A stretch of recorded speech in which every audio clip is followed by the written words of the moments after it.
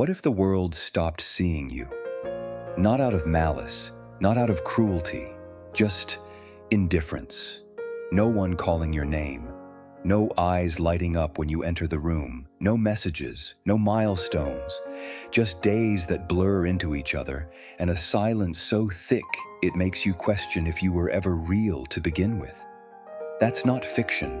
That's not drama. That's life for far too many. And if you've ever felt invisible, if you've ever whispered, "I'm still here," into the void, hoping someone, somewhere, might hear it, this story is for you, because Hemingway didn't write The Old Man and the Sea to glorify strength. He wrote it to expose its rawest form, the kind of strength that shows up when there's no reward, no witness, no promise of anything changing, just you and the fight to matter. Santiago is not a legend. He's not a hero. He's something much more terrifying and much more beautiful. He's a man who refuses to disappear. And yet, what makes his struggle so brutal is that he still believes, in some quiet place inside, that life might repay him. That if he gives everything, if he endures enough pain, enough solitude, enough sacrifice, the world will make it right. But it doesn't. It never does. Because here's the truth, no one wants to say out loud, life doesn't play fair. And it was never supposed to. That's the great deception. The myth that if you suffer righteously, the universe will notice. That pain earns purpose. That sacrifice guarantees meaning. But Hemingway shatters that illusion. Santiago gives everything and the world shrugs. And still, he rose back. He gets up. He continues. And the question is not what happens to him. The question is, what happens to you when you see yourself in him? Because this story, stripped of glamour, stripped of noise, holds up a mirror to anyone who's ever kept going, not because they believed they would win, but because giving up would mean erasing the last piece of themselves that still felt alive. So before we begin, I need you to ask yourself one thing. What part of you is still fighting, even when no one sees the battle? If you can answer that honestly, then what you're about to hear isn't a story, it's recognition. The fight against fate. A man can be destroyed, but not defeated.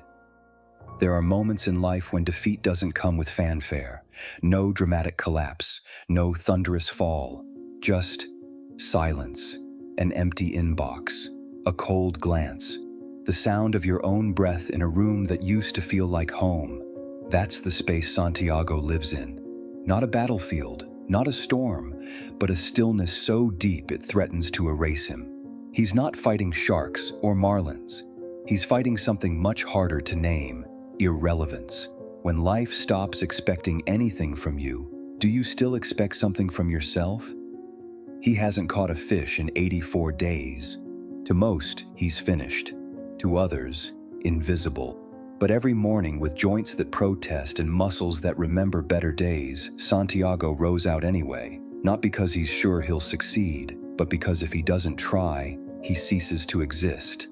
That's the fight against fate, not the loud, epic kind we see in movies, the quiet kind, the one that happens when your life no longer seems to need you. Have you ever been there? Not in the ocean, but in a season of your life where the currents stopped carrying you, where everything seemed to say, let it go, no one would blame you.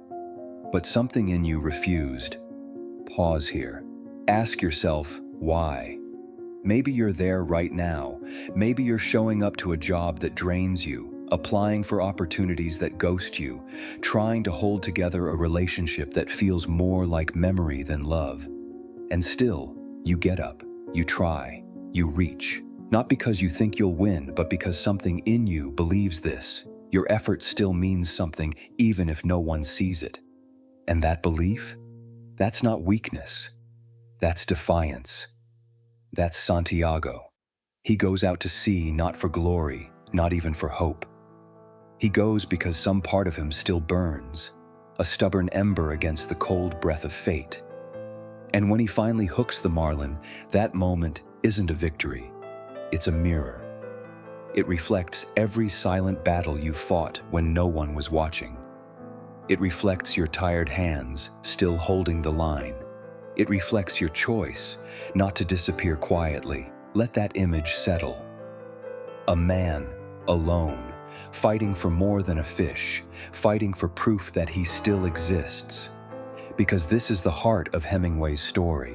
Not the fish, not the struggle, but the man who refuses to go quietly into that great forgetting.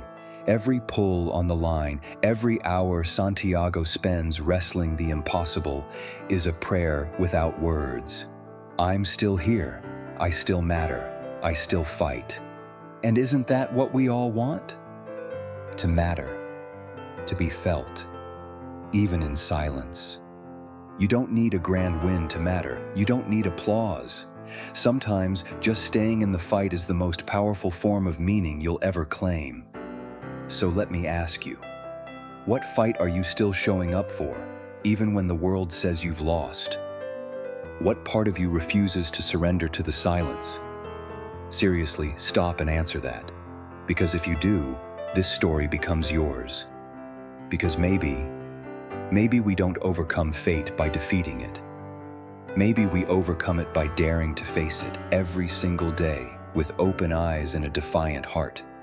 That's what Santiago teaches us, that there's holiness in trying, sacredness in resistance, and a kind of quiet immortality in refusing to vanish. And maybe, just maybe, that's enough.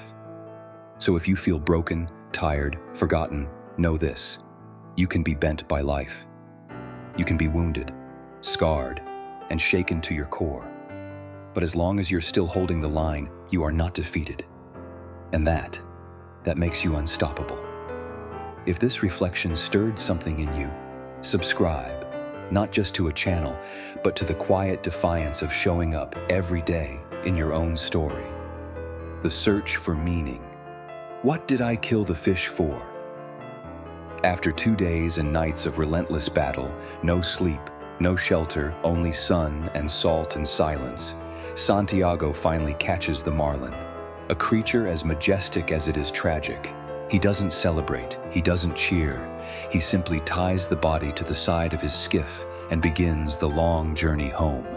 But the blood in the water speaks louder than triumph. It calls the sharks, and they come. One by one, they strip his victory down to bone. They tear apart the very thing he fought for, not in a sudden burst, but slowly, cruelly, as if to ask him, what was the point? And yet, Santiago keeps rowing. This is where Hemingway's story becomes unbearable and unforgettable, because it speaks to a question we all carry but rarely voice out loud. Why do we try so hard when everything we build can be undone? You pour yourself into a relationship, and still, it ends. You give your heart to a dream, and the world shrugs. You do everything right, and life doesn't reward you. So why keep going? Pause here. Let it breathe. This isn't just literature. This is life in its rawest form. And if you've ever worked for something, truly given your soul to it, and watched it unravel, then you already know the weight of that question. What did I kill the fish for? Because maybe it wasn't just about the fish. Maybe it was about the part of you that believed your effort would mean something, that hoped your sacrifice would be seen, that your devotion would be enough. And when it's not, that's when the real storm begins. Not outside, inside. When the reward never comes, when applause never arrives, when the thing you gave everything to fades like smoke, you're left staring at the silence, asking, does anything matter? Now look closer. This is where meaning hides. Not in what you get from the fight, but in who you become through it. You see, Santiago's journey is not a tale of failure. It's a mirror, a reflection of what it means to live in a world that doesn't promise fairness, where you can love deeply and still lose, where you can give your best and watch it disappear. And yet, what makes us human is this: we don't stop. We keep rowing, not because we know we'll win, but because to stop, to surrender, would be to betray something deeper than victory.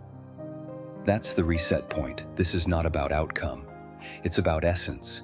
It's about the quiet, invisible kind of courage, the one no one claps for, the one that doesn't go viral, the one that shows up in the smallest of moments, getting out of bed when grief tells you not to, trying again when the world has only given you reasons to quit, loving someone knowing full well it could end. Santiago's suffering is not meaningless because it was not wasted, it was chosen, and in that choice, he takes back power from a world that tries to tell us we are only as valuable as what we achieve. He proves the opposite, that we are not defined by the outcome, we are defined by our persistence in the face of it. Because meaning isn't found in answers, it's found in refusal, in casting your net again, in trying again, in loving again, even when the ocean gives you nothing back, especially then. And that is where meaning begins. Not in the marlin, not in the triumph, but in the choice to row home with nothing but your soul, and still call the journey sacred. The existential isolation.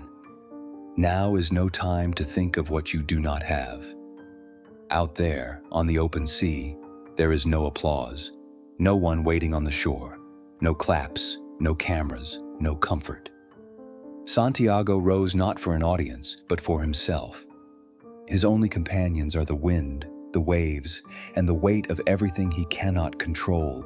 He speaks, not to be heard, but to stay sane, to remind himself that he still exists, that he is still someone. This is not just solitude. This is existential isolation, the kind that doesn't just separate you from others.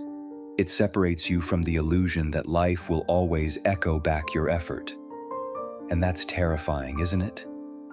Because deep down, we all want to be seen, to be known, to matter. We scroll endlessly, not just for entertainment, but for proof that we're still in the world, that someone, somewhere, is paying attention. But what happens when they're not? What happens when your message is left unread, when your work goes unnoticed, when your smile isn't returned and your presence feels invisible? That's the silence Santiago faces, and yet he doesn't crumble in it. He doesn't beg the world to watch. He simply stays. He becomes the kind of man who rows without reward, who speaks into the void and still believes his voice matters. Because here's the truth, most of us try to outrun. Validation doesn't equal value. Let that sink in. You are not your notifications. You are not your follower count. You are not the sound of applause or its absence. In fact, the most real moments of your life may be the ones no one ever sees. When you sit alone on your bed and decide to keep going. When you cry quietly in a car and no one notices but you still show up. When you hold your own hand in the dark because there's no one else to do it. That is where your soul is forged. Not in the noise, but in the stillness. And Santiago? He knows this. He understands that meaning isn't something handed to you by others. It's something you build, moment by moment, even when no one's watching.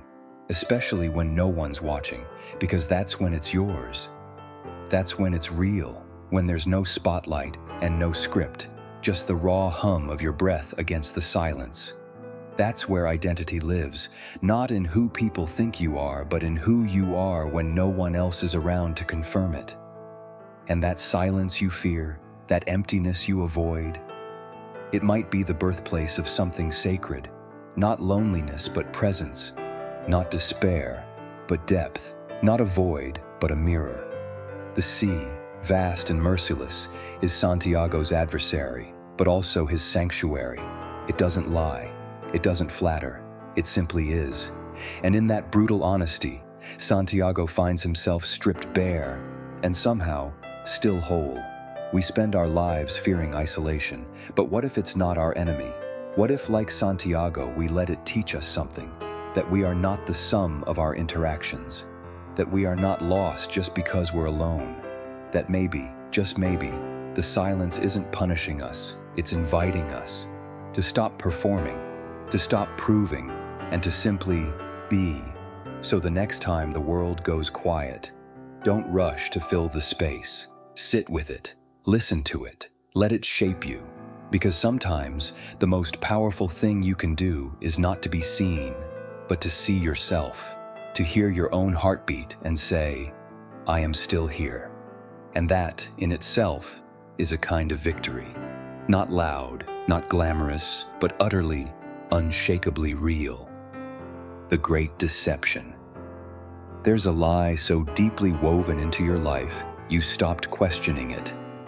It sounds like common sense. It looks like logic. And worst of all, it feels like truth. It says, if you're good, life will be good to you. If you work hard, you'll be rewarded. If you suffer enough, if you prove yourself enough, it will all mean something.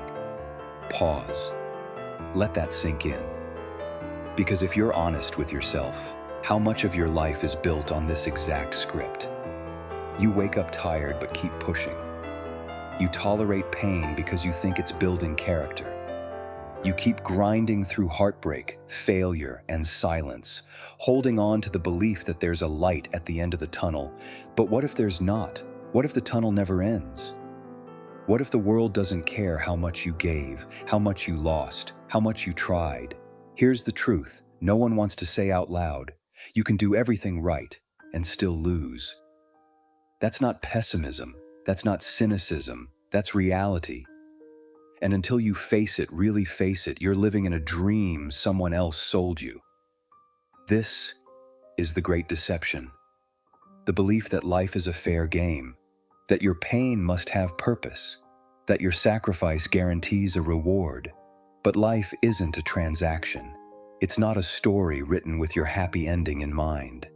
It's an ocean, unpredictable, unfair, unapologetic, and every day it dares you to show up anyway. So what do? You stop begging the storm to be kind, and you learn to sail through it. You stop waiting for justice and start becoming strength. Because when the deception dies, something greater takes its place.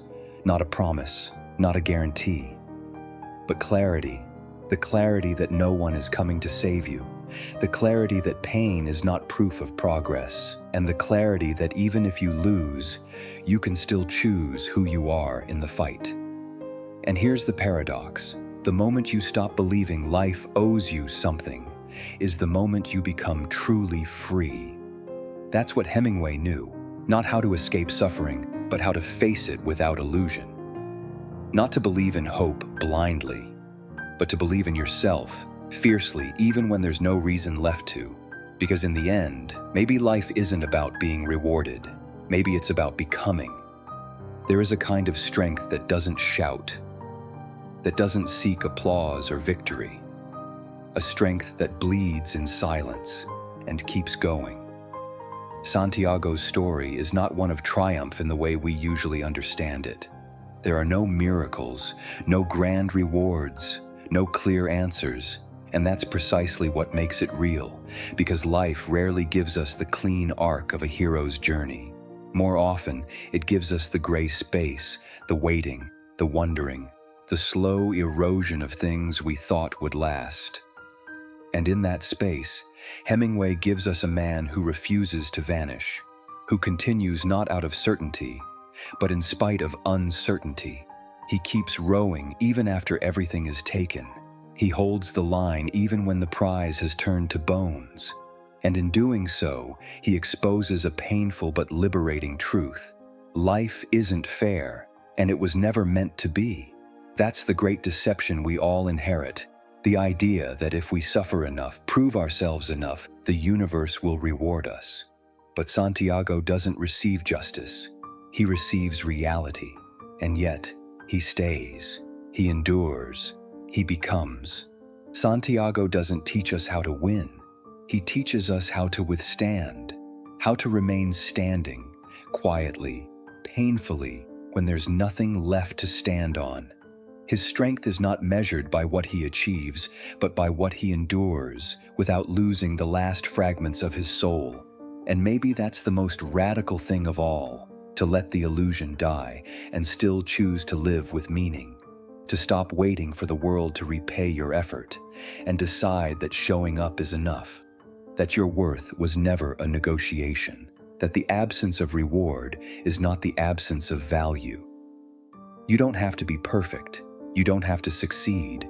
You just have to resist vanishing. And in that resistance, there is courage. There is presence. There is the quiet, unshakable truth that even if the world never hears your name, you were here. You mattered. And sometimes that is enough. More than enough. It is everything. If this message spoke to something deep inside you, don't let it fade. Subscribe for more stories that don't just inspire, but awaken. Because sometimes all we need is a voice that reminds us we're not alone in the dark. And if you're still here, maybe that voice is yours too.